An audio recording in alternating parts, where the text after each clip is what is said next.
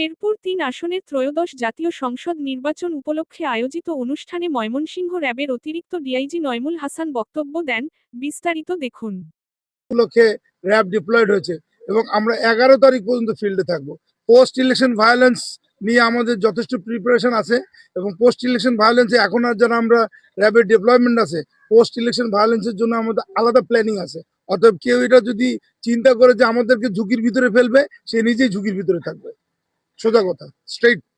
হ্যাঁ, এবং আমাদের দেখেন, আমরা এরিয়াল সার্ভেলেন্স করছি, আমাদের ডগ স্কোয়াড সাথে আছে, আমাদের বোম ডিসপোজাল আমরা ডিপ্লয় করে রেখেছি এই ইলেকশনের জন্য। সো কেউ যদি চিন্তা করে যে কোনো ভায়োলেন্স করবে, সেটা তার ইচ্ছা। হ্যাঁ, আমরা কাউকে স্পেয়ার করবো না। ধন্যবাদ সবাইকে। দেখছেন, you are witnessing the situation.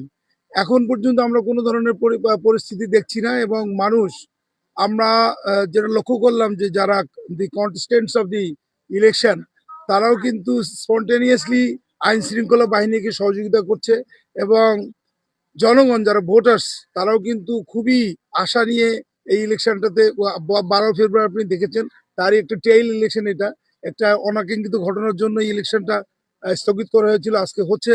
মানুষ অত্যন্ত একটা সেরিমোনিয়াল ইমোশন নিয়ে ভোট দিতে এসছে এবং এই ফেস্টিভিটিটা যেন শেষ পর্যন্ত এই সেরিমোনিয়াল ইমোশনে শেষ হয়, সেজন্য আইন শৃঙ্খলা বাহিনী, র্যাব, পুলিশ এবং অন্যান্য আইন শৃঙ্খলা বাহিনী অত্যন্ত কঠোর এবং খুব সুচারুভাবে ইলেকশনটা যাতে শেষ করতে পারি, সেজন্য আপনাদেরও সহযোগিতা যাচ্ছি। আমরা আশা করি, এখন পর্যন্ত যেহেতু কোনো ঘটনা ঘটেনি, আশা করি যে একটা সুষ্ঠু, নিরপেক্ষ এবং ফ্রি অ্যান্ড ফেয়ার ইলেকশন হবে। একটা লেভেল প্লেইং ফিল্ড এনশিওর করতে পেরেছি আমরা। অবশ্যই একটা ভালো নির্বাচন আমরা উপহার দিব সবাইকে। ধন্যবাদ।